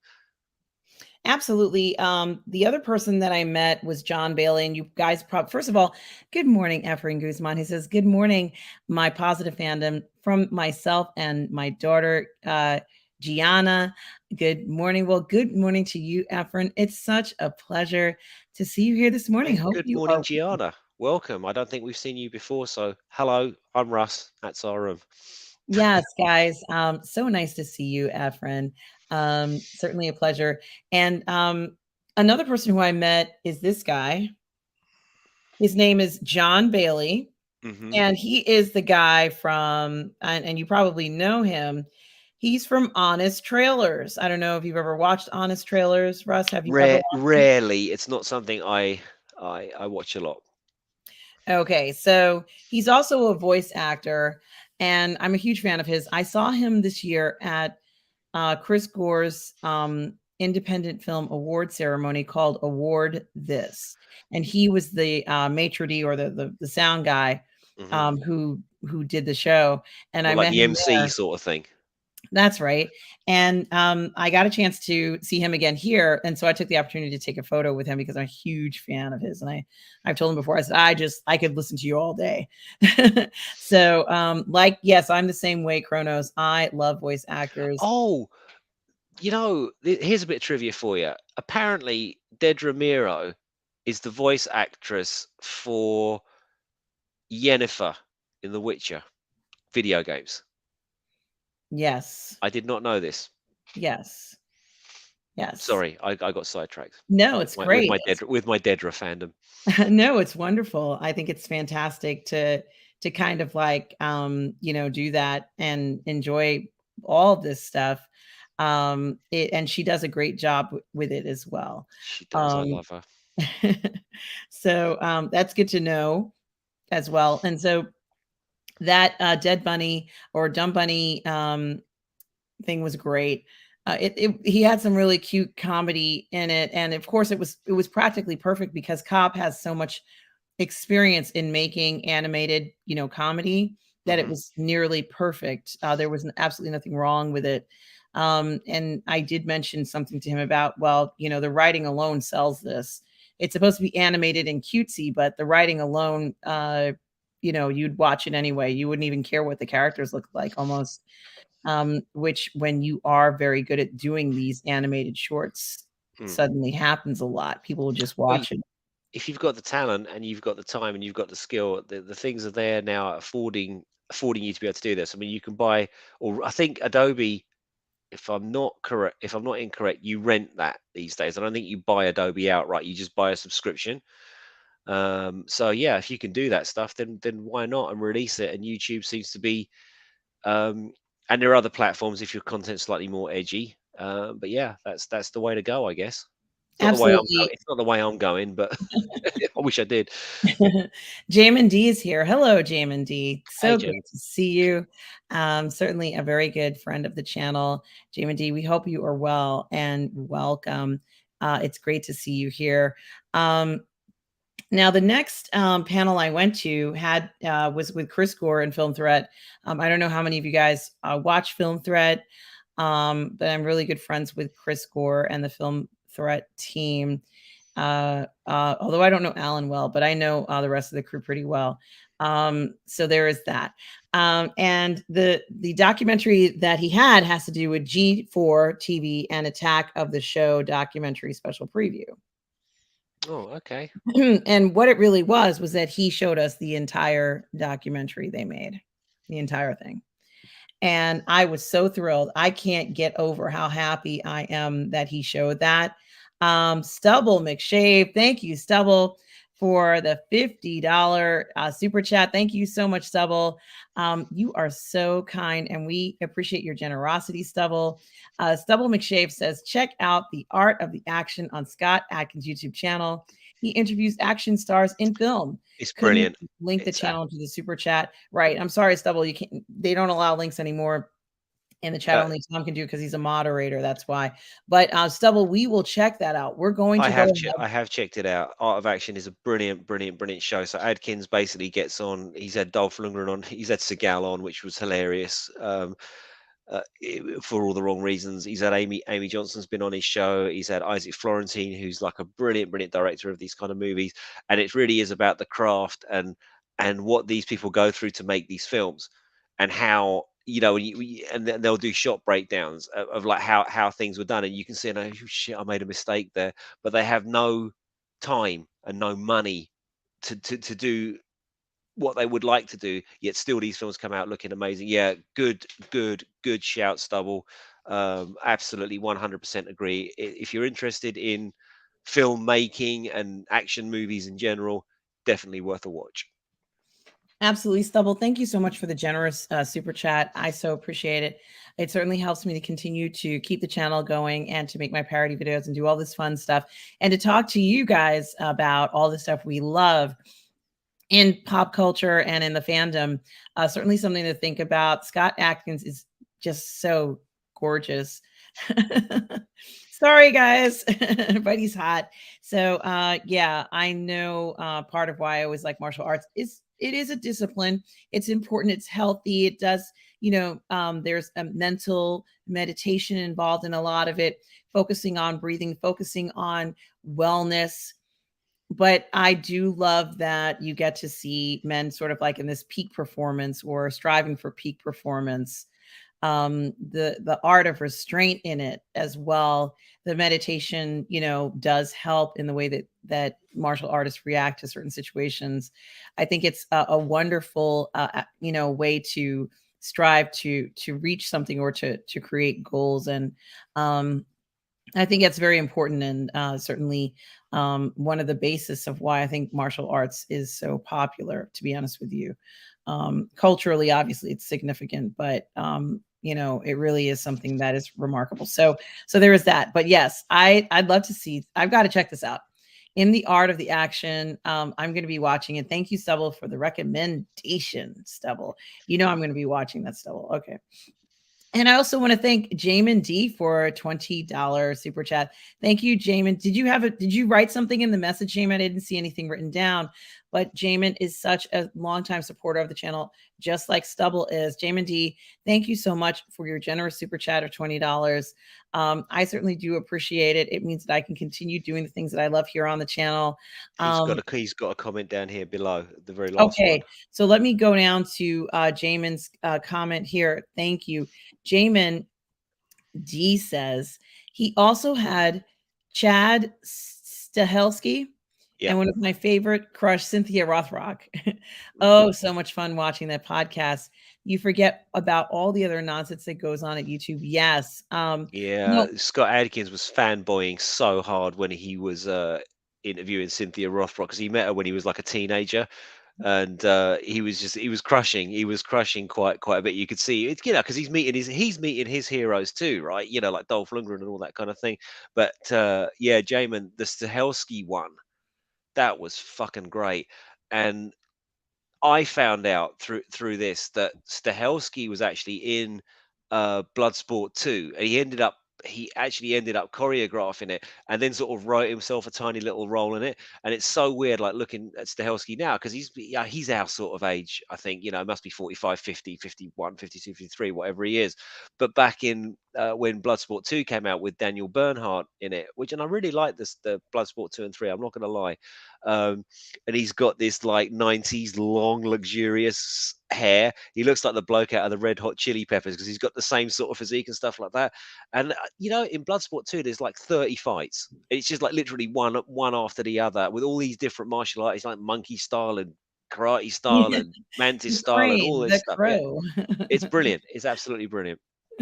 So yeah, good Yeah. shout, Jamin. Thank you so much, Jamin D, again for the $20 super chat. It is so helpful. Yes, double. I know it's not $50, but you know what I mean. I don't remember what. Swedish krona. Oh, thank you, Stubble. It's 50 Swedish krona. Thank you, Stubble, for that. It's very generous. Thank you. And Jamin D for the $20 super chat. It certainly is very generous, and I so appreciate it. It does make a huge difference. And I'm gonna watch that one. What's Jamin. Stahelski or Rothrock? Yes, I'm gonna Which one? watch it. Which one? And check it out. And that's why I like that's certainly you've been talking about martial arts pretty much sporadically throughout this stream of an Mm, hour and 30 minutes, Russ. And as I mentioned to you before, of course, once I saw that martial artist booth, and I was like, why didn't I know about this podcast? mm. We definitely have martial arts on our minds. Yeah, I wrote it down. I've written down the name of the podcast. I'm going to check it out. Yes, absolutely.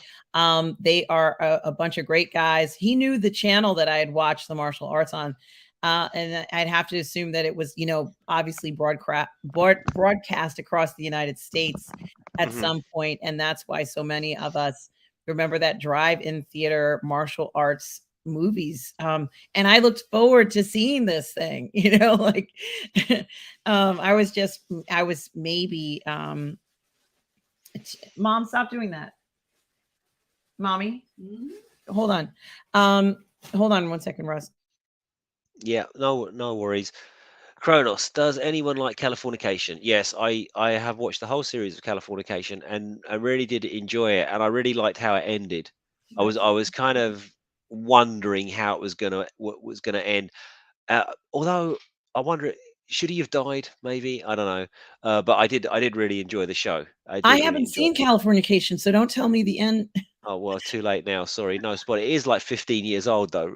It is RO. old. No, it's okay. It's okay. I like David Duchovny. Well, you'll like that show. There's a lot. You see a lot of David Duchovny in that I'm show. sure. Oh, that's great. Um, Yeah, it's really explicit. Actually, there's loads and loads of sex in it, loads and loads of nudity in it, loads and loads of drug taking in it, loads and loads of drinking in it. It's a bit like real life, really. Uh, perhaps without the drugs for some people, because I certainly don't take drugs. But yeah, lots of stuff like that. yeah, and I'm sorry. I just had my mother, like, sometimes she gets these plastic bags and she'll just like hold on to them and tie them and change them around. So I had to stop her because all you'll hear is like this plastic bag noise in the background. So I need so to qualify. I don't take drugs anymore. I'm too old. I have done. well, but getting back to the martial arts thing, what I was saying is, yeah, it was great to see somebody who understands that. And that's why we go to the cons. That's why one of the reasons why we go to the cons Mm. is because we're hoping that we're gonna run into someone who likes the same things we do. And of course, when I saw the martial arts thing, I'm like, there's a martial arts podcast. Why didn't I hear about this? And they're like, when are you watching martial arts? And I'm like, Kung Fu Theater. And they're like, so did we. And it's like, and then, so we start talking about it, and it's a lot of fun. And like I think I was between the ages of 9 to about 15 that I watched that on the television. That's how many years of martial arts films I had watched. And of course, they were all dubbed badly, like, and I told them, you and I've had this discussion, Russ, on this channel about how, it'll say a young Shaolin, monk. And I'm like, that's not what this movie's about. This is Mm. about warlords. And of course, it was the same film. It was just dubbed completely different. Yeah. Whatever they dubbed was, And and that's badly, those dubbing actors, I don't know, they must have been having a great, "You lousy bastards, you can't push us around," all this kind of stuff. "I'll take absolutely, you on." a lot of, hey, stop, Yeah, like, yeah. so there was a lot of that. And, we can laugh about it now because it was kind of funny to think about all these years later. But that's some of the fun at the con. You bump into these great things, and it's just fun to see it. Gary Banter Sandwich says, someone do a supercut for our. Hmm. And also, so I'm going to check out Californication. The other panel, like I said, was the new documentary from Film Threat, which is called G4 TV and Attack of the Show documentary. We got to see the entire documentary. It was What is fantastic. it what is it about? Can you give us the log line, the Yes, sort of this the is what it general about? says. Meet Chris Gore and the filmmakers behind the upcoming indie movie about the rise and fall of G24 and Attack of the Show. Called Attack of the Doc, get a look behind the scenes and a sneak at exclusive footage. Attack of the Doc film synopsis before the rise of big tech, social media, and Marvel movies. Attack of the Show chronicled nerd culture's unlikely acceptance as mainstream. Mhm. G4 TV's flagship show launched the careers of hosts Olivia Munn and Kevin Pereira, and it was beloved by fans, a unique celebration of geek culture before it was cool. Diving into colossal cream pies, wearing fat suits for comedy, and putting internet servers where the sun don't shine, anything could happen in an episode of Attack of the Show. It's been years since the show went off the air, and one question lingered: what really happened to G4 TV and Attack of the Show? So it was amazing. It was an amazing thing the guys did. And the last panel that I went to, actually, it wasn't the last one, but I went to another panel called How Do Geeks Survive the Pandemic? And here's the I went to it because, to be honest with you, I was in there because there was another. Yes, I miss G4 Tech TV as well.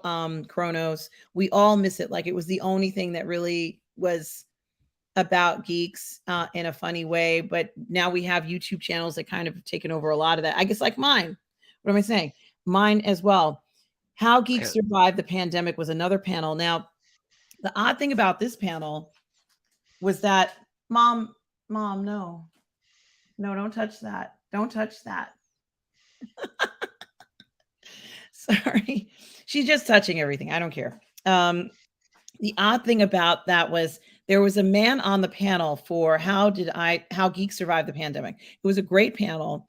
And there's a guy by the name of Kai Patterson. It turns out that Kai Patterson is the man who created and edited the Adobe movie for the Patterson cut. Now, have you ever seen this, Russ? No, I don't know what that is. So what Kai Patterson did was that he watched the Kenobi series, and Mhm. he took the Kenobi series, the 10 or 8 episodes, and edited it into a 2-hour film. Oh, wow. That And it sounds and like a great idea. he eliminated all the unforced errors, like where people are hiding under raincoats and Mhm. the barrier where anybody can walk around. He eliminated all that nonsense. He made the fight scene continuous. There were no breaks. There were so many things in it that he did that was amazing. Honestly, I got a chance to talk to him. I told him, I said, he's amazing. He knows he is. I think he's been had a lot of press from that. He has an Indiegogo film called The Calico Cuckoo, and it's a Twilight Zone inspired film. Oh, shit. Yeah, so that's on Indiegogo, and I thought that was amazing. And I told him that I was doing parody films and different things, and he was, people have been asking if he's going to do more of these fantastic versions, these edited versions of series into movies. But he's very, very talented, and it was great to meet him. I wasn't sure if I don't think I took a picture with him, but I did take a photo of him at the panel. But what I did want to say is that it was great to finally meet him and to find out about, his work. I had no idea he had a campaign going. I had no idea he was continuing to make original films. And it was a very special, unique thing to see him there Have you And he seen was the Patterson cut of Obi-Wan? you've got to go to his channel, which is a website. I think it's kaipatterson.com, Mhm. and you'll find that the Kenobi movie will be on there. Wicked. So you're gonna like it. I will do that. I 100% will do that. You're gonna like it. It's gonna blow you away. I had no idea I was meeting that man. I will show you a picture of him. I was just so flabbergasted. I had no idea that that was happening. I didn't even know he was going to be there. So I was completely thrilled and just so shocked. I was like, I don't have a picture handy, but I know I have a picture somewhere on my phone. But he's such a great guy and very down to earth. You wouldn't know that he edited this film. He's so humble, this guy. He's so humble. Um, Now, the last panel that I went to was a panel called Why 99% of Films Are Garbage. And it is a film threat panel with Chris Gore, Gary from Nerdrotic, Mhm. uh, Anna, that Star Wars girl, Mhm. Dante James from Screen Rant, Alan Ning from Screen Rant, and Paulie from Latino Slant were on the Alright. panel, and it was a great panel. It was fun to see them all there. It was a great night. Earlier in the What's week, your report on that? Or, why are film 99% of films garbage? well, I'm not going to necessarily talk about what they said, but I have my own points of view as to why I think movies are subpar. And for me, it has to do with the idea, we don't have a lot of time. It has to do with the idea that we're seeing movies written that don't reflect relationships between people in real life. So the films are written, but the dialogue and the interactions and what happens don't actually occur. Like it doesn't make any sense from when you would build up a friendship or a relationship. So that's one of the things happening. And the idea of creating romance, whether it's either for love or for mystery or excitement, is absent, along with the fact that they've kind of removed a lot of the sex and nudity and intimacy that you would normally see in everyday life. People are going to ask each other out. This is just a reality of life. Do you want to go out with me? This is something that we're not seeing a lot anymore. And it's almost like, well, what happened? Don't people go on dates anymore? Don't people interact anymore? Aren't people talking to one another when they're interested anymore? And we're not seeing that. But also, this vilification of men has kind of taken over, and men do matter and they count, and we need to kind of like stop vilifying them because we need them. And so So, that's interesting 'cause, funny enough, Gary Nerdrotic did a editorial, mhm, that he'd seen an article in the New York Post or the New York Times. It was one of the 2, and this had, like, a strict anonymity clause in it. So what they'd done is, and they were the newspaper was framing it as like this was a terrible disaster, and it was the worst thing ever, and a massive step back for hashtag Me Too and hashtag whatever, whatever, whatever. But he had some quotes from industry insiders, and people were saying, you know, that although it's sort of socially great to sort of have all of these films, and they especially cited Miss Marvel, and they cited Batwoman or Batgirl, the one that was cancelled, Batgirl. Um, that they made the film and just decided it was shit. And a lot of the insiders were basically saying things along the lines. One guy said, like, for the past 5 or 6 years, we've just been hiring people based on who they are, not what they can do. And that has proven not to work. And someone else was saying, we keep pumping out these shows, and as much as we'd like to pretend that there's not like super popular, the truth of it is nobody's watching them, nobody's engaging with them. And so the article was then sort of framing that, like, it seems that the, the industry that was once very vocal on social matters is now starting to become less vocal, more silent.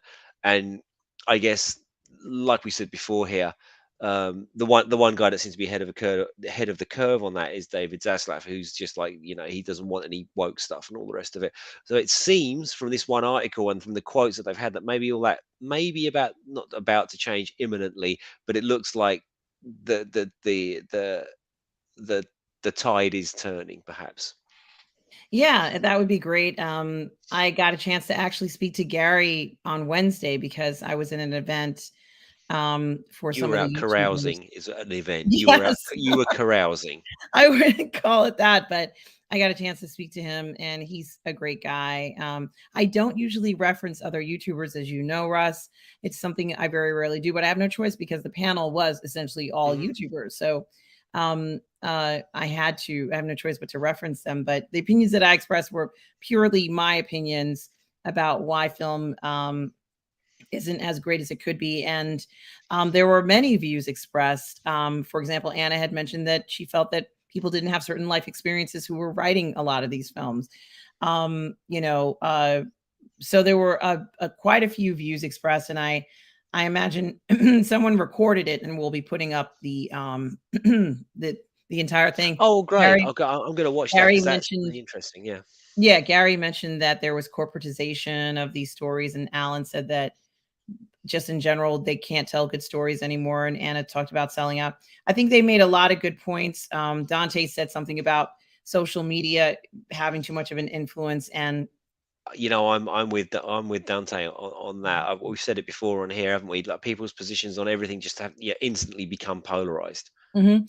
And Chris talked about films telling you how to think versus actually being a free thinker.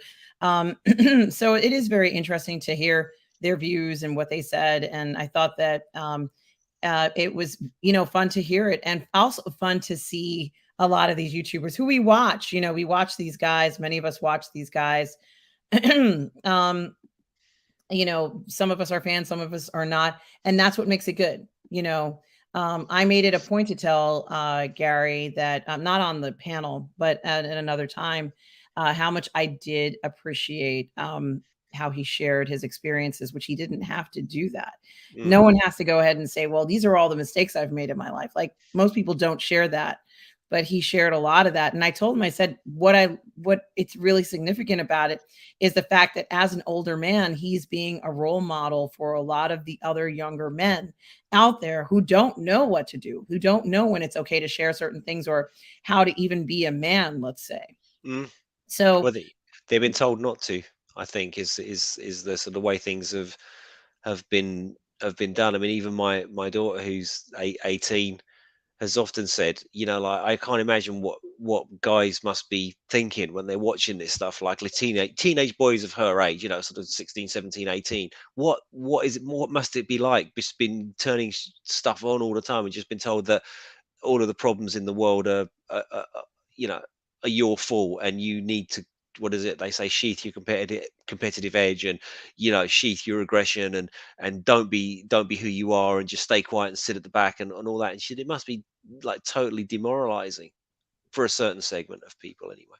yeah, I think it is. I think it's unnatural. And I think that if this continues, it's going to be sort of like this false sense of being. And I also think that people have to learn and grow, and the interactions that you have with people are the things you learn from your mistakes. You don't really want to make a whole bunch of them, but people Jesus, I do wish make I would. mistakes. Sorry, Exactly. sorry. No, it's exactly. So Russ, that was my experience so far. Today I'm going back to the con to see Robert's panel, as I might have mentioned earlier. Hmm. Robert has a panel at 11 this time, right? It's 8 o'clock now. So I'm going to have to leave soon to get to the con. But um, Russ, uh, where can people find you? Usually around here, or I have a 1,000 year out of date website at russellwhitfield.com. But more importantly, where can people find you, RM? Yes, you can find me here on Positive Fandom, um, where I do my Sunday brunch show here, as you've seen, along with a bunch of other things I have coming up that I've recorded. I haven't even released it yet, but I certainly do look forward to releasing some of my programs here that you guys are going to see a lot of stuff coming up. As well as you can find me on um, the Burn Network for my show Ladies of the PGS, which I will be doing with Lorena tomorrow at 6 p.m. Eastern Standard Time. So do check that out. But you can also find me on the 1/6 Scale Man Network, either on Say What or Uncivilized Scoundrels. I do stream with Lorena on her channel. We have a show called Toxic Male Appreciation on our Twitch channel at 5 p.m. Easterns on Thursdays. Sometimes you can find me streaming on Midnight's Edge in the morning at 12 o'clock on Fridays. And of course, you can find me on the Brrrr Network with Robert for our show, Midnight Musings. And there's so much more to come, guys. I look forward to, getting a chance to show you what's coming up on the Brrrr Network over the next year, this new year that's coming up very, very fast, Russ. We are now in December, and we have 1 month left. Yeah, guys, please do check out Ladies of the PGS on the Brrrr Network on Monday nights at 6 p.m. Eastern, 3 p.m. Pacific. My show, which I'm going to be hosting with Lorena Creole. So please do check that out. And I did just want to say, on behalf of everybody, thank you so much for the support, for the super chats, from everybody who's supporting the channel. It makes things definitely a lot easier for me to continue with the channel. And Russ, as always, thank you for being here. I couldn't do it Only a without pleasure. you. Tom Jr. Jackson, we are all goof people. Thank you for moderating and for everything else you do, Tom, behind the scenes. It is so appreciated. So I did just want to say for everybody out there, no matter where you are in the galaxy, always do remember to please be kind, everybody. Thanks so much, Take care. everyone. Lovely to see you all. Bye bye.